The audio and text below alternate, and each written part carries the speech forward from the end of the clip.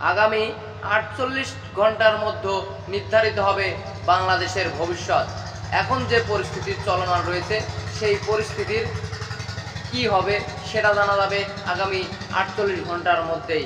ঘটতে পারে অনেক কিছুই, যেমন বাংলাদেশের বর্তমান সরকারের প্রধান উপদেষ্টা ডক্টর মোহাম্মদ ইউনূস পদত্যাগ করতে পারেন, এমনটাই আভাস দিয়েছে বিবিসি বাংলা। তিনি নাকি আগামী শনিবার জাতির উদ্দেশ্যে ভাষণ দেওয়ার জন্য প্রস্তুতি নিচ্ছেন। সেই ভাষণেই আসতে পারে গুরুত্বপূর্ণ কিছু সিদ্ধান্ত, তার পদত্যাগের সিদ্ধান্তও আসতে পারে। গত একদিন আগে বাংলাদেশের সেনাপ্রধান ওয়াকারুজ্জামান তিনি নির্বাচন নিয়ে সরাসরি কথা বলেছেন।